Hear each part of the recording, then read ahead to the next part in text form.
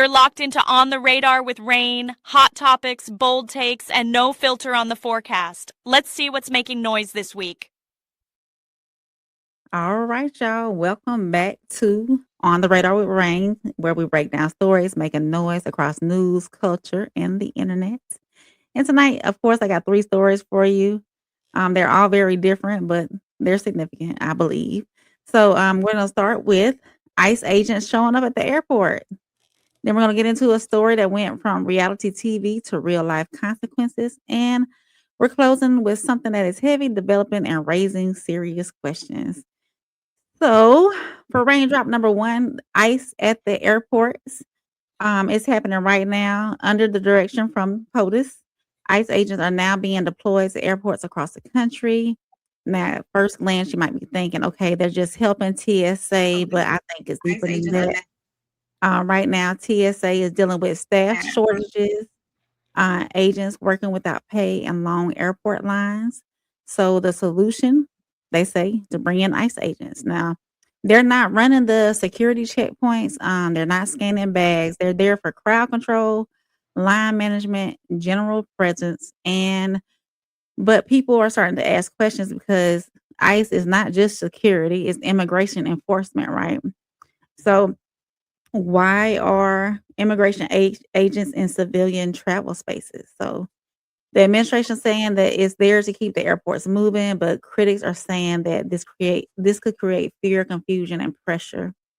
So do So you think that I'm sorry, go ahead. you was probably about to ask a question. Yeah, do you think that'll make y'all feel safer or does it seem like it's just not sitting right? I think we have no room to judge when people don't want to come to work. I think if we want to keep the world spinning, and I think that's what people are starting to learn today.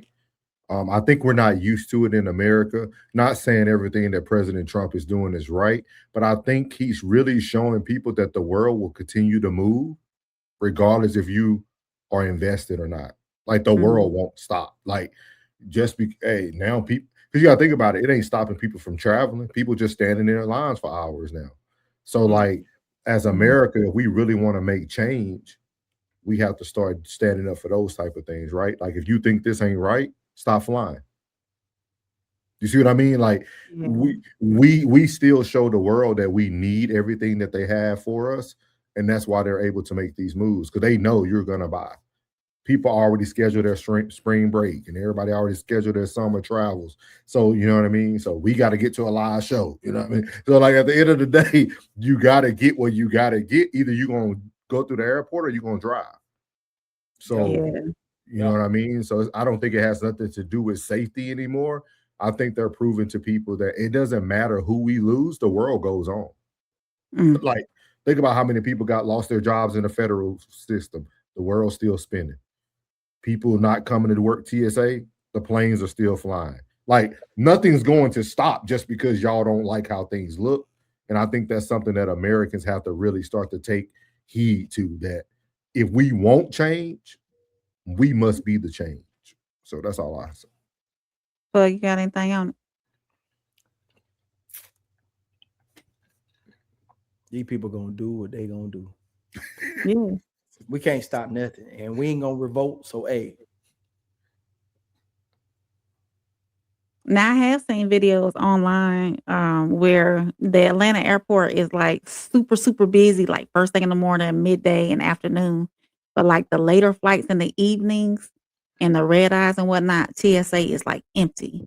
So if you're traveling soon, I would suggest, personally would suggest catching a red eye or a late, late evening flight if you can. Instead of trying, a lot of people like they want to get to their destination super, super early so they can take in that first day. But if you can travel a day before, and get there sooner rather than later, then take that red eye flight. It might, be quieter for you. And not have to stay in the line 3, 4, 5, 6, 7, 8 hours. So also there was an incident that happened at LaGuardia. I don't have this in my notes and whatnot. But last night, and prayers to the two pilots that were on that flight, there was a mishap with the control tower and a Air Canada flight coming in. hit a fire truck that was responding to another incident, and both of those pilots lost their lives. So we just got to be mindful all around about traveling, what we got going on. Yeah, I think Ricky Coleman said something. Shout out to Ricky, man, in the chat. Ricky said, all this is leading to a one world government, allegedly, which will eventually lead to the mark of the beast. So if all that is true, as we talk about on Sunday service, Ricky, you know it's nothing we can do to stop it. So be safe. I think Rain said it best. Be safe, do the right thing. He said, I fly cheap and stay luxury. Yes, sir. Yes, sir. Yes, sir. You know, hey, we ain't gonna say what airlines. We know what lines you can get straight through. Yes, sir. So shout out to the families of those who were lost that Rain just spoke. Was it 2 pilots you said? The 2 pilots, yep. They were it was an ugly scene. But there was all the people on the plane good? There multiple injuries. There was like 40-something people on the plane that that had injuries that went to the hospital and whatnot. And I think there were about 8 or 9 firemen from that fire truck that were injured as well. But the 2 pilots lost their lives because it was a head-on collision. Well, almost like a T-bone collision with the plane and then the fire truck. So prayers to the families for sure. All right, man. As while we talking about people passing, that means they are counseled. There's some other things being counseled. Yeah, so it just went from reality TV drama to something that's way more serious, because now we're not just talking about a canceled show. We're talking about violence, legal history, and a video that changed everything overnight. So y'all know that the Bachelorette was supposed to premiere this Sunday, season 22. The woman at the center of it all was Taylor Frankie Paul. Now, here's what caused they canceled the whole season. Okay, the season of the whole show. This season is canceled. So they'll be back, but this not this season, not this season. So no packet.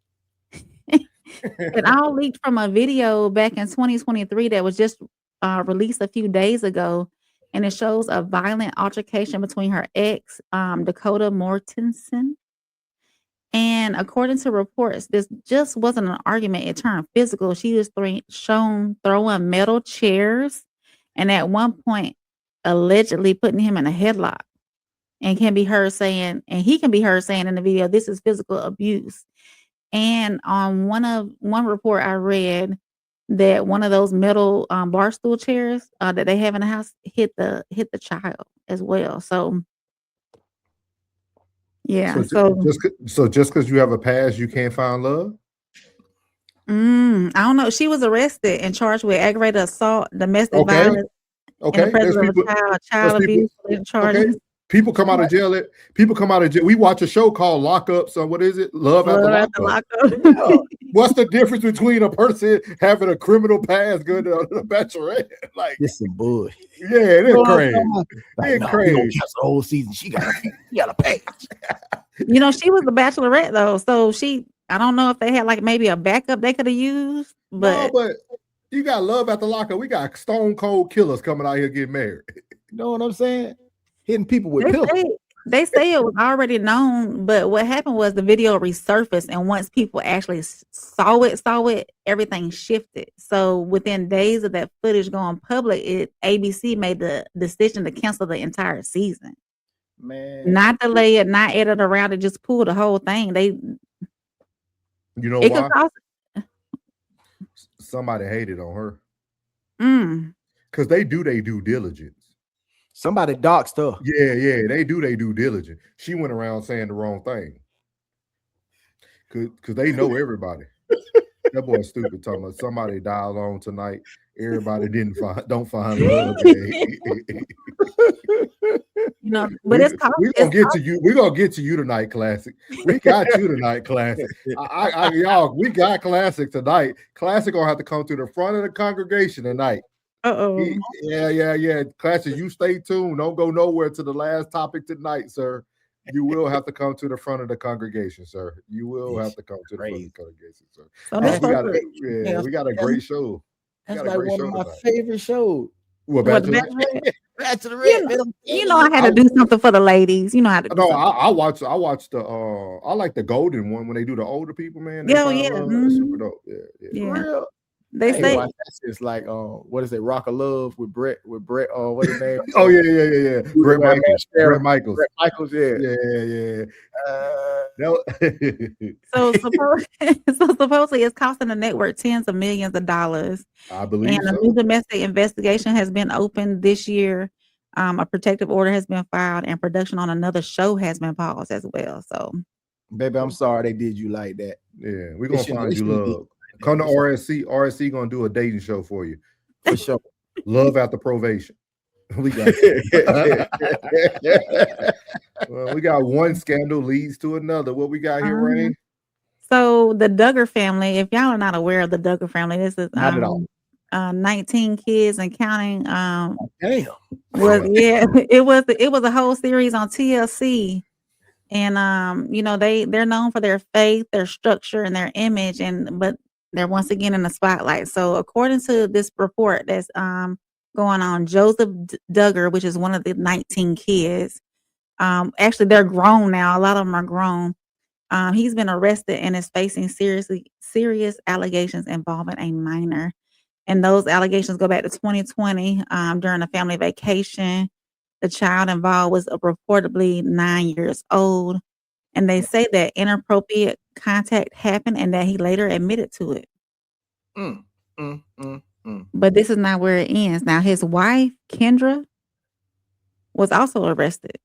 She's facing child endangerment charges, false imprisonment related charges, and she later turned herself in and was released on bond. So these are supposedly separate cases but connected. And when the family, when he appeared to court, his family didn't even show up. Damn. Yeah. We just talked about toxic family. Yeah. So Great show. All right, man. Well, we appreciate you on the Radar with Rain, man. Always bringing the good white people topics, man. We love it. I don't think we will have a show without those topics, man. We appreciate it now, but great show, great segment. April, what's wrong with y'all white folk? I'm trying to move the spotlight. What happened, man? What's going on? The Duggars, they're supposed to be all year. Ted said they disgusted. Oh Lord. They gotta be bad. I know if Ted know about them, they gotta be bad. It gotta be bad. Ted knows up. Yeah, they have a history of inappropriate things going on within the family. Okay. Yeah, and so this is just like icing on the cake they've already laid out. Okay, thank you, God, for our disclaimer, man. We shout out to Radar on the Rain. We appreciate you, man. You can find this nowhere other than You're locked into